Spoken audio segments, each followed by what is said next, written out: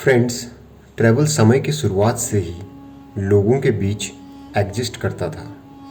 जब प्राचीन लोगों ने भोजन और वस्त्रों के लिए यात्रा करना प्रारंभ किया, जीवन की इसी खोज ने आदिकालीन मानवों को नए नए भूखंडों से अवगत कराया।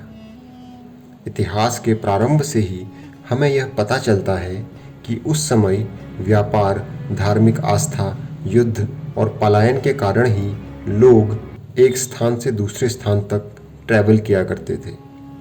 परंतु रोमन काल में उच्च सरकारी अधिकारी ही शौकिया रूप से ट्रैवल किया करते थे। पोम्पी और हेरकुलेनियम की आर्कियोलॉजिकल साइट से यह पता चलता है कि उस समय रोमन एरिस्टोक्रेट्स बड़ी मात्रा में सीसाइड रिजॉर्ट्स में रोम की गर्मी से बचने के लिए छुट्टियां मनाने जाते थे।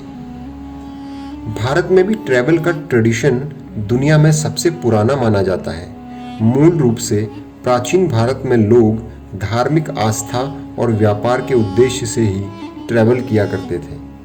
प्राचीन भारत के महान संत अपने जीवन के अंतिम दिनों में भारत के उत्तरी भाग हिमालय में जाकर या दक्षिण भारत के घने जंगलों में अपना आश्रम बसाया करते थे, जो मूलतः शिक्षा के केंद्र हुआ करते थे। मेसोपोटामिया की महान सभ्यता बेबीलोन के राजा शुल्गी ने लगभग 4000 साल पहले इजिप्ट में राज किया, जिस पर वो लिखते हैं, उन्होंने सड़कों को बचाया और सुधारा, नए बगीचों का निर्माण किया और यात्रियों के लिए विश्राम गृह का निर्माण किया। दोस्तों, इन तथ्यों से हमें यह पता चलता है कि प्राचीन इजिप्शियन और बेबीलोनियन सभ्यताओं में भी ट्रैवल का प्रचलन था। मध्यकालीन युग में रोमन साम्राज्य के पतन के बाद सड़कों की हालत बहुत खराब हो चुकी थी। इस युग में अधिक यात्राओं का वर्णन नहीं मिलता है।